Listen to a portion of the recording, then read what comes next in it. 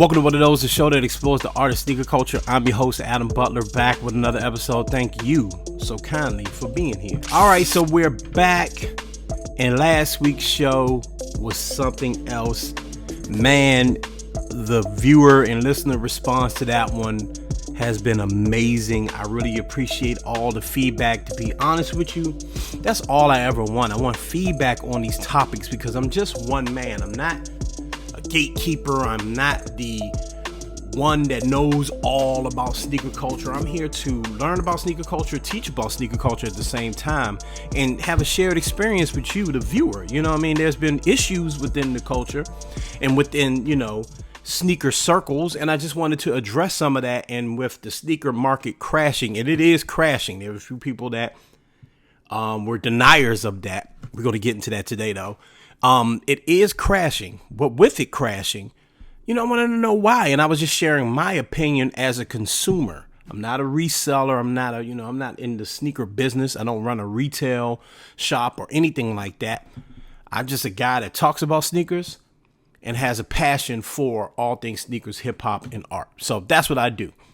But with that being said, last week's conversation, especially on TikTok, brought a lot of backlash and a lot of folks agreeing with me. Some of the backlash that I received were from resellers. A lot of them hit me up and telling me, yo, that's not why the sneaker market crashed, or man, you just mad because you can't afford what's going on and all that. And wow. All right. Wow. In my opinion, how could you be so blind? Now, shout out to my man D Sneakers. We conversed about this in my DM about why the sneaker market may have crashed or not. We both agreed that greed kills all, right? Talked about that last week. Not going to pick on the resellers anymore. However, there are other reasons why sneaker culture may be on a bit of a downslide right now. And today, I'm going to talk about them. I'm going to list my 5 things in sneaker culture that are totally whack and need to go ASAP. We're going to jump right into it. But before that, I do want to always thank you.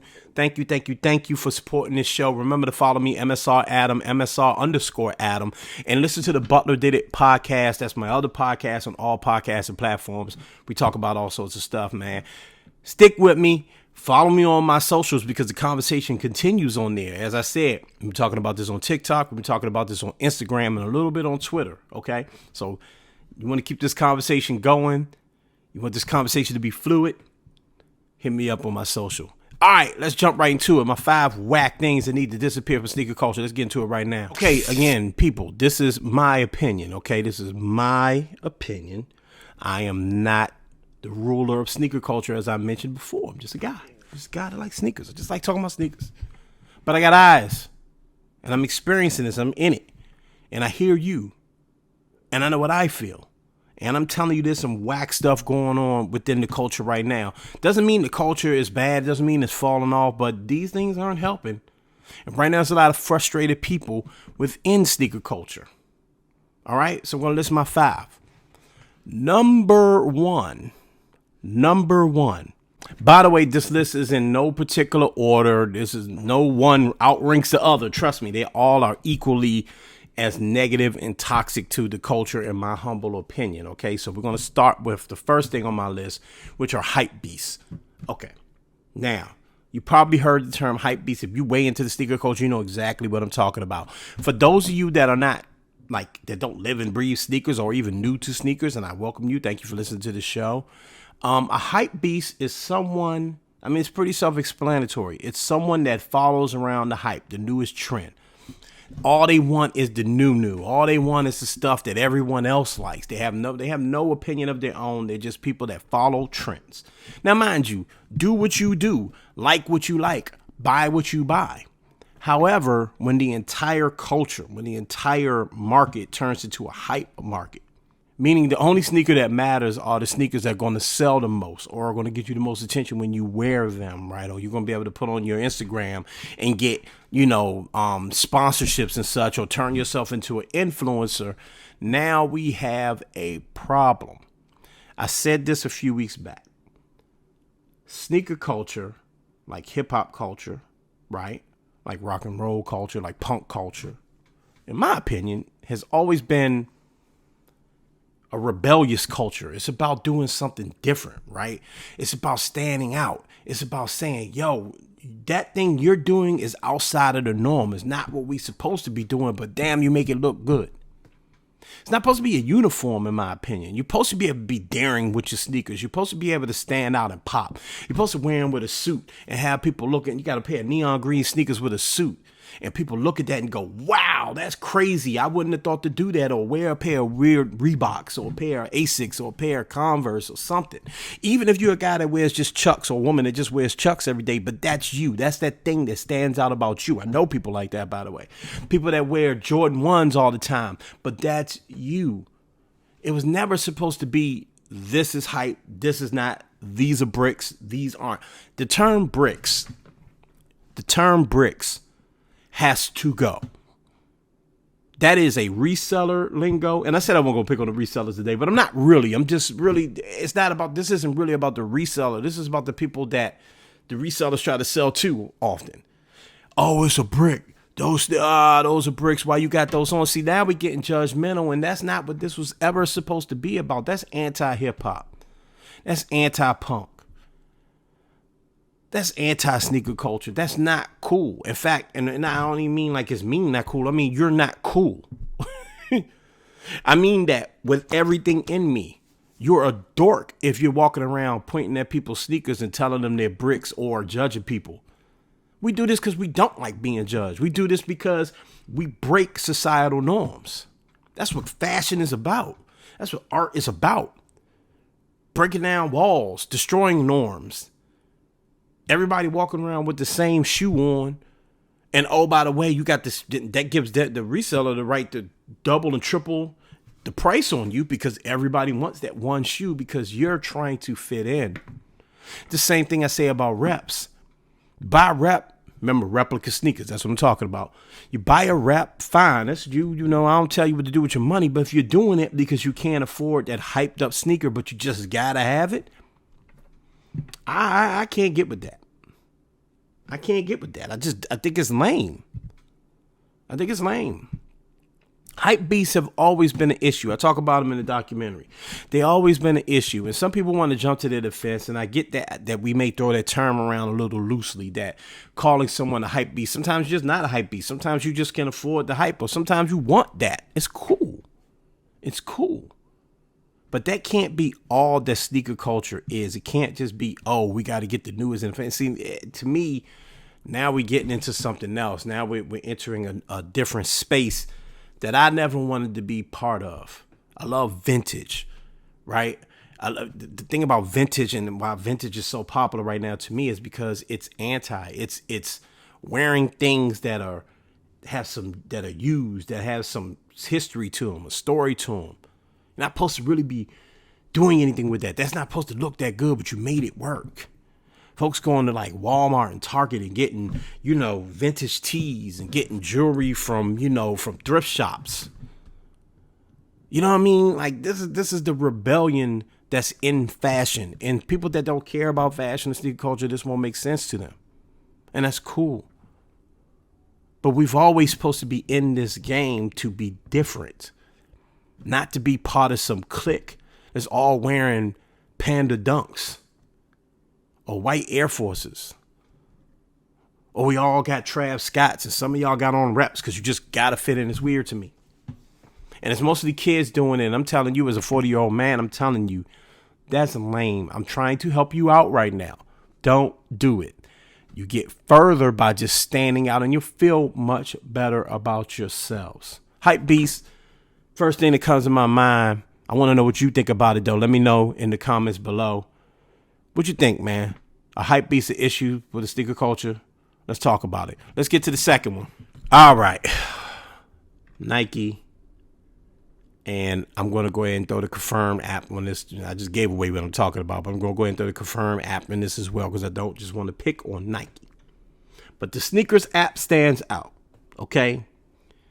The sneakers app doesn't work. It doesn't work. I'm saying it again. The sneakers app does not work. One thing a lot of the resellers in my comments and some that went ahead and DM me, and I always offer that option to people. Go ahead and DM me. Let me know what you think, right? One thing that the resellers said to me that I think is pretty fair, some of the resellers that were that had an issue with my video, I think it's fair to put some blame on the actual companies. You can't just blame the person that's taking advantage of the market at the time. At the time, people were spending all of their bread. I mentioned it. I talked about it. They had their refund checks or their stimulus checks, or just a little extra money in their pocket, whatever may have been going on with them financially a year or two ago.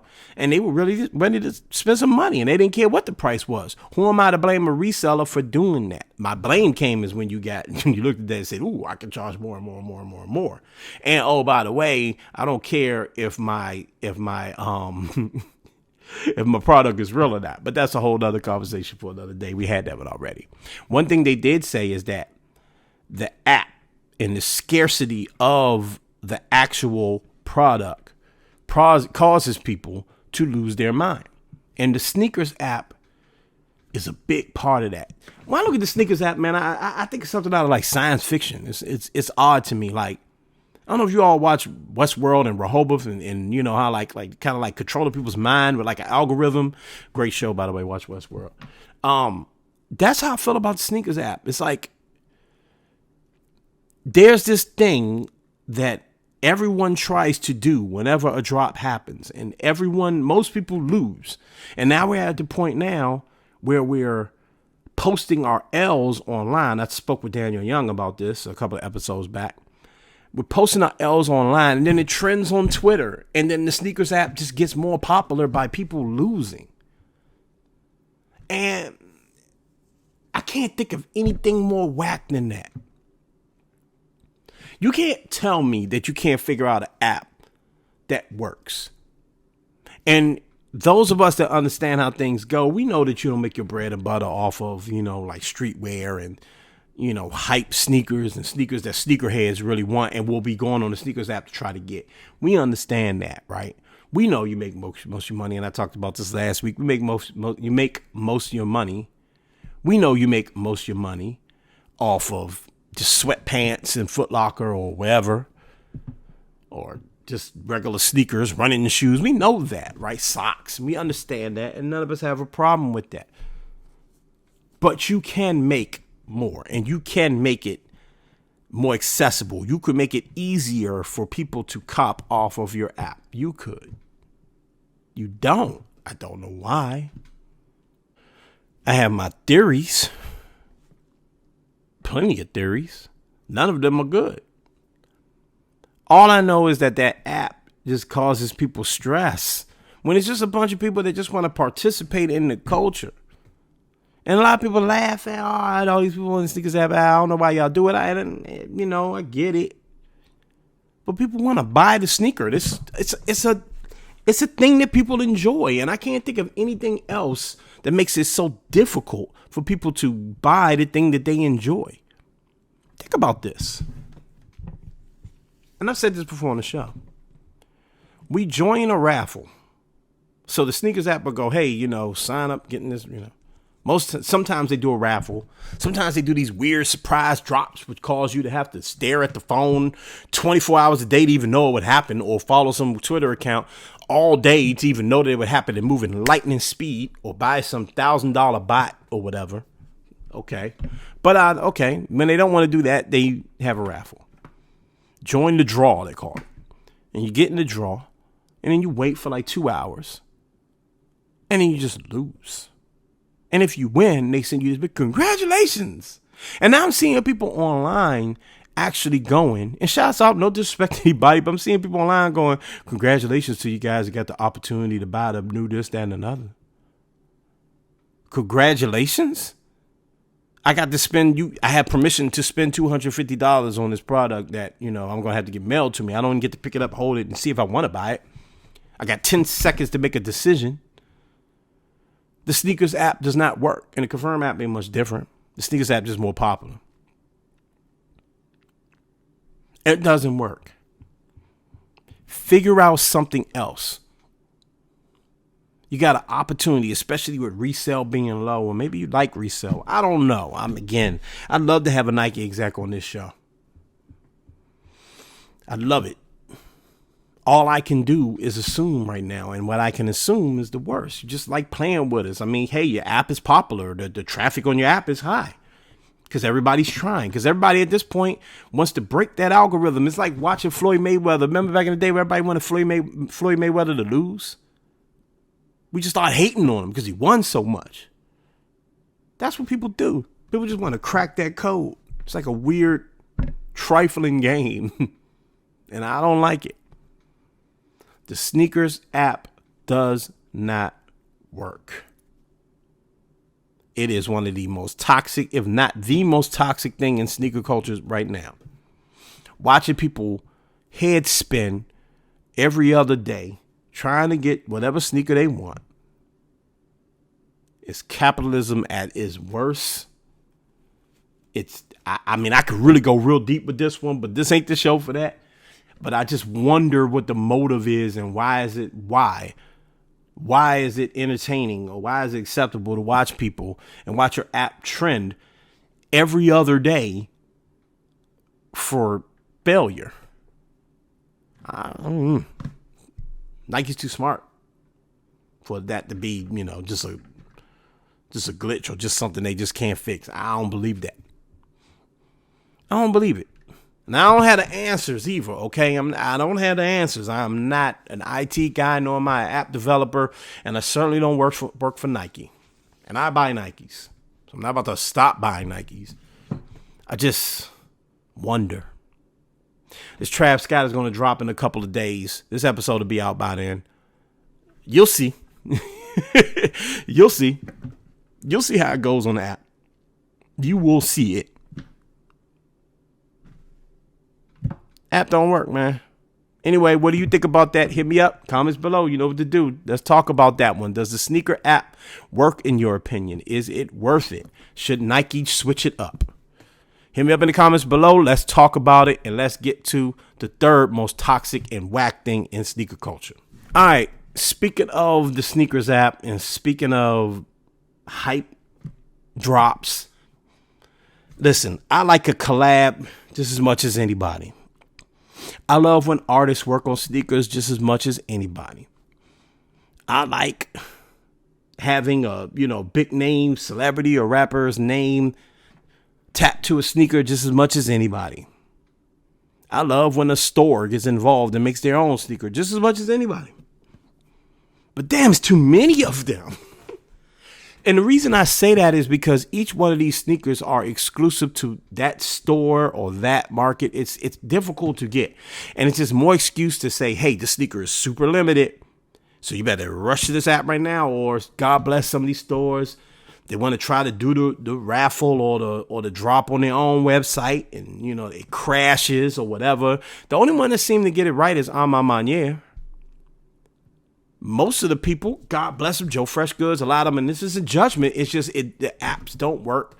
The websites crash because it's difficult for anyone that's just a boutique store owner or a designer or an artist to understand just how many people are going to attack this website with all sorts of weaponry, bots, multiple phones and computers and IP addresses, whatever, all sorts of software, to try to get their hands on your sneaker and your merch.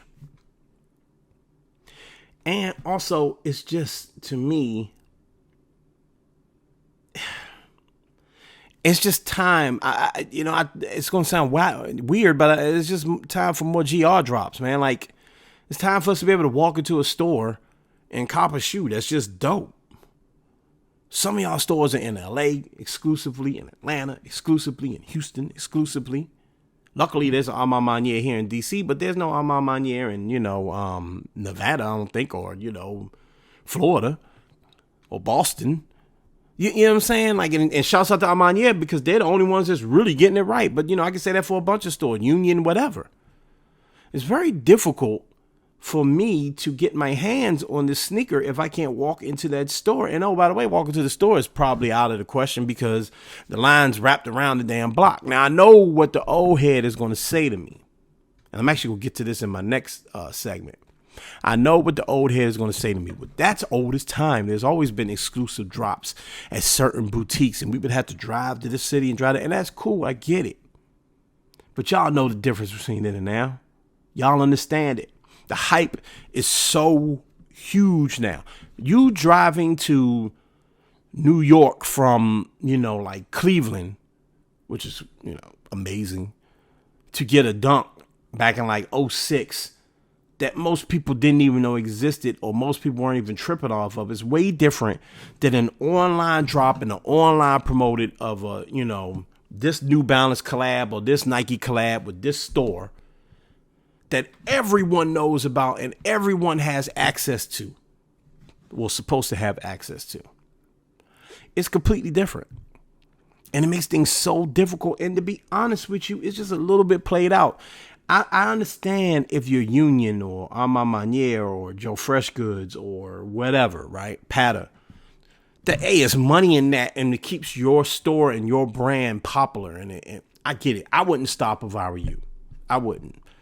But as a consumer, it's just really tough to keep up and to know that you're pretty much going to fail. And I know you all have the best, I know you all mean the best. You all are really trying. I know it. I see it. I'm telling you, I see it. You try to come up, we're going to do this to stop bots, this, that, another. It's difficult. It's almost impossible. I don't know the answer to this one. I just wish there weren't so many. Or maybe come up with some sort of joint deal so that your sneaker is released in more stores. Maybe not just online. The Tom Sachs sneaker that just dropped.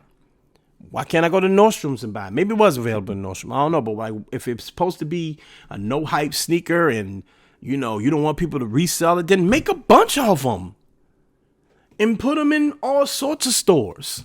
What is the difference between your sneaker and a Nike blazer that's everywhere? Why are your materials so much more, precious than the leather that's on a blazer that I can get anywhere? Will the quality drop a little? Okay. Make it available. There's too many collabs. And again, when we talk about hype beasts, that's what the hype beasts love. And that can't be all of sneaker culture. It just can't. It's going to get real lame real quick. In fact, it has gotten real lame real quick. I'm just saying. And the stuff is dope. A lot of the stuff that's being dropped is fire. I just wish you could get it at a DTLR in a Shoe City and a Foot Locker and a wherever else. Why not? Just more money in your pocket. I don't get why you wouldn't want to do that. What do you think?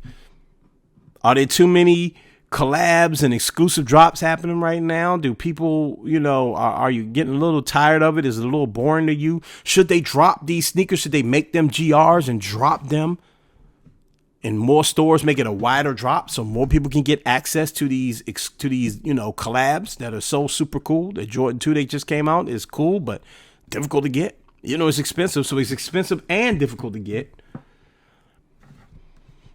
What do you think? What's your solution? Again, hit me up. This show is about you guys. This is a conversation that continues. Okay, so hit me up in the comments below. You know what to do. Let's talk about it, and let's get to our fourth super whack thing in sneaker culture that needs to go. Gatekeepers. You know who you are. A lot of you are my age. You've been in sneaker culture from the beginning. You know what's up. These kids don't understand. Get off my lawn, waving at the sun. Gatekeepers. Whack. Speaking of collab stores, you know what I cannot stand? A lot of skate shops do this. Well, some skate shops have done this. You know what I can't stand? It makes my blood boil. I think it's the wackest thing you could possibly do. to have an exclusive drop in your store and say, you know what? If you want to buy this shoe out of my store, you're going to have to walk out of here with the shoe on. Because I don't want you going to the secondary market and selling that shoe. I think you need to wear this shoe now. Because I say so. Because back in the day, I used to do it like this. Lame. Who are you to tell anyone what they should or shouldn't do with something they bought? Who are you? So, again, I just talked about resale for an entire episode last week. But I never said once that reselling is wrong. I said gouging prices is wrong. I said tearing up the market is wrong. I said tripling and quadrupling prices is wrong. And maybe that person is going to walk into your store, has every intent on doing that. But you can't control that. You have no right. Just because you don't like what's going on in current culture, who are you? Also, these dudes and these and some women, mostly dudes that do this though, is walking around talking about, oh man, you don't know nothing about that sneaker right there. Well, then teach them. Tell them. Like, okay, kids like wave runners and whatever the foam slides and all that stuff now. Why are you hating on them? Gatekeeping is weird. It's really strange to make people jump, like all these like weird things you got to do to have an opportunity to buy a sneaker.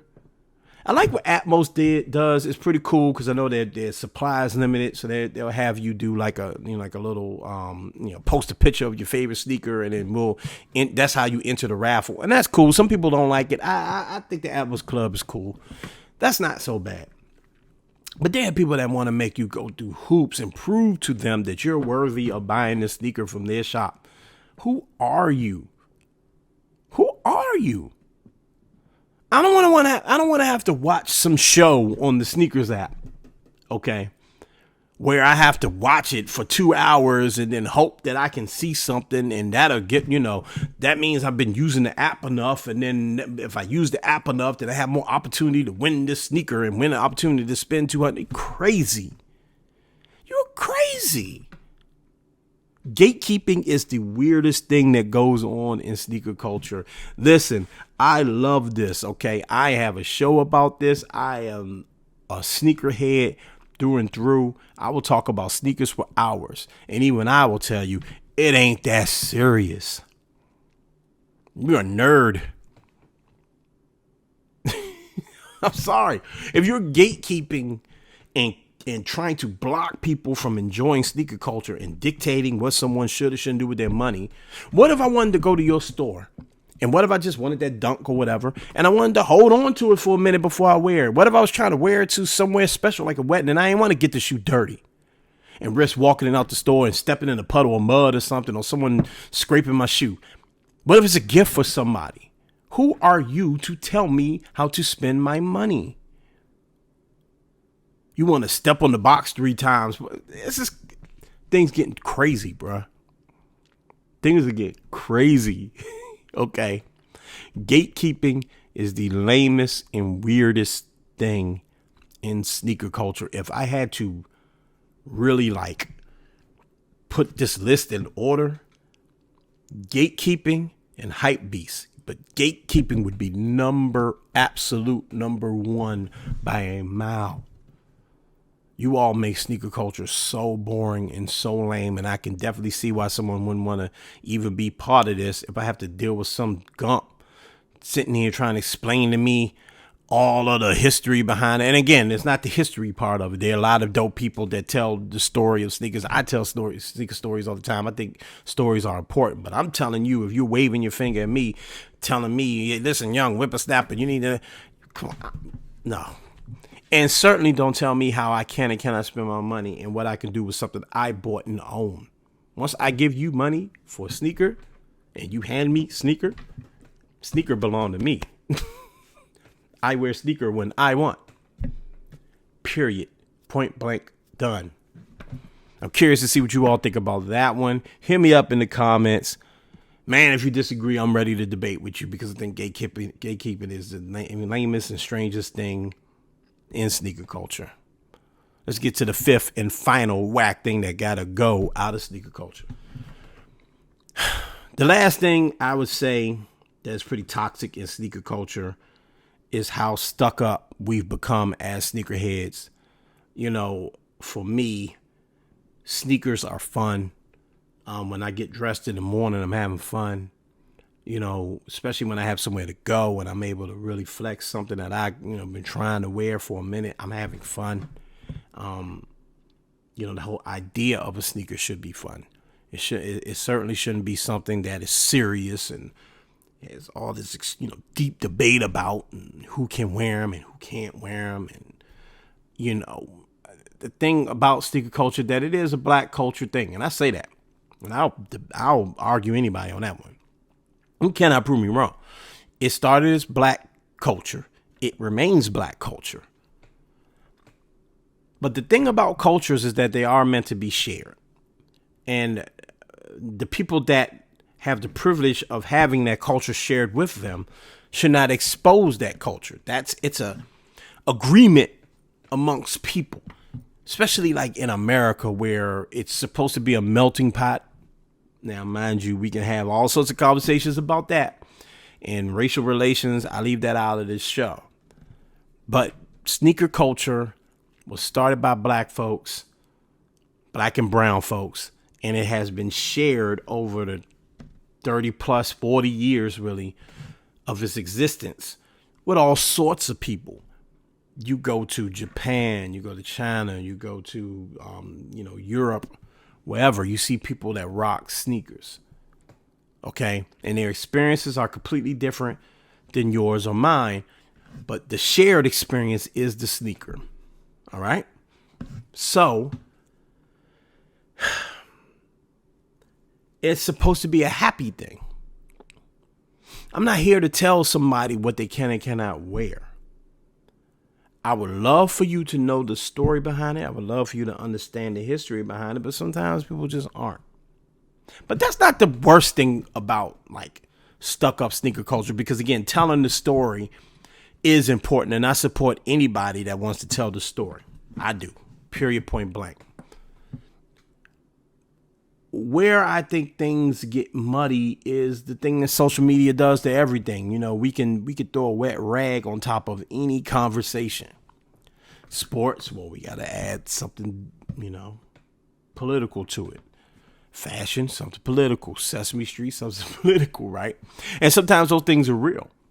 But it happens a bit too much for me in sneakers. Just a little too much. Not the political part of it, just the negativity around it. The thing about sneaker culture that's cool is that when it's no longer fun for you, when you don't really want to participate in it, if you're looking at it and you think it's toxic and it's too much, then you don't have to do it. If the stuff costs too much, talk about the retail price. You don't have to do it. I've stepped out of it plenty of times. There's been times in my life, especially in my 20s, for real, when I couldn't afford sneakers. I just couldn't do it. I really could not do it. I had no collection, pretty much. I had just a few sneakers, just regular shoes, really, just to wear, just shoes to wear. I just couldn't participate in it. I didn't complain about it. It just was something I couldn't participate in. Other times I could. It shouldn't be a thing that's just like this dark downer to be part of. At the end of the day, sneaker culture is what we make it. Forget Nike, forget Reebok, forget any big brand. A sneakerhead is a sneakerhead. Not a sneakerhead is not a person that wears Nikes all the time. A sneakerhead is not a person that wears Adidas all the time or Yeezy all the time. My man Sneaker Grandpa had him on the show. He wears almost exclusively Reeboks, Asics. That's his thing. New Balance. A sneakerhead is whatever they want to be. You could wear local brands. You could wear your man's sneaker brand if you want. You still gonna be a sneakerhead. There's no rules to this. So none of this should upset you that much. Yeah, there are some things that could be fixed. Yeah, women's sneakers, there should not be just like a woman exclusive. There should be a full-size run for everybody. A woman should not have to go and buy like a little kid's shoe with terrible quality that doesn't come with all the cool stuff that a men's sneaker comes with. Yes, those are things that Nike and other companies can fix. But for the most part, I mean, listen, it's a shared thing, man. Let the women participate. Let the men participate. Let the white folks participate. Let the black folks participate. Let the Asian folks participate. Let the Latin folks participate. Whoever. That's the point. We can't be so stuck up with this. It goes to the gatekeeper thing. This is fun. I have fun when I do this show. I have fun right now talking about the negative stuff. I really am. Because at the end of the day, I'm going to do what I got to do for me and what's best for me. A hobby, a subculture, music, fashion, all these things are supposed to be distractions from this really whack world we live in, where there's a lot of crazy stuff going on. Let it be that. Let it be that. Okay? Let it be that. If you need it to be more, fine, but don't let it bring you down. Not sneakers. It shouldn't happen. It's not that serious. Okay? All right. Let's talk about it more, though. All right, let's keep talking about this. Let's keep this conversation going. I really like this. I like what happened last week. This is what I want to continue to happen. Let's keep the conversation going throughout the week. All right, you know where to hit me up. Appreciate you guys. Those are my top 5 toxic traits, whack things that need to be gone from sneaker culture. Big shout out to everybody that tuned into this show. I said it a million times during the show. Hit me up, man. Comment in the comment section below if you're watching on YouTube, or in the comment section on whatever podcast platform you're using. Also, you can hit me up, DM me, MSR_Adam, MSR_Adam, or you can just comment underneath of the promo pic or video that I have for this show, man. I really appreciate you guys. Also hit me up on TikTok, the Butler Did It Podcast. Also listen to the Butler Did It Podcast on all podcasting platforms. The conversation does not stop here. It keeps going.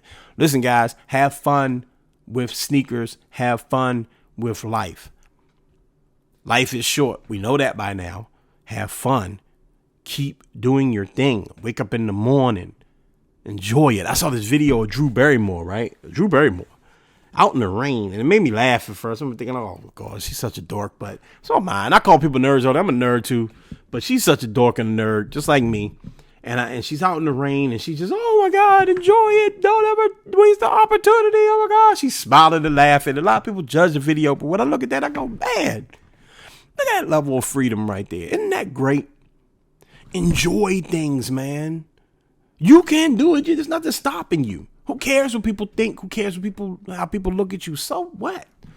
Enjoy yourself. Enjoy life. Enjoy every moment. Go out and take a walk if you can. Take a run if you can. If you can't, just go out and sit outside. No matter what your financial situation is, if you at work, take a quick break. Go outside. Get some air. Breathe it in. Have some fun. And if you want to do what I do, get yourself a fresh pair of sneakers. You feel real good. I'm telling you. It'll feel real good. All right? I appreciate y'all. I love y'all. Thank you so much for tuning in. Again, follow the team, Up On Game Network. The Up On Game Network, man, we doing big things. The network is growing. A lot of cool content. Lots of dope podcasts on the Up On Game Network. Check them out on all social platforms. Follow the On My Feet Network. Again, all sneaker content all the time. Lots of dope folks on there as well. Lots of big business going on over there as well. Follow them on all social media platforms. All right. Mind your mental health, people. Mind your mental health. Mind your physical health. Always do that. And please, please, please continue to be great. I'm up out of here. Peace.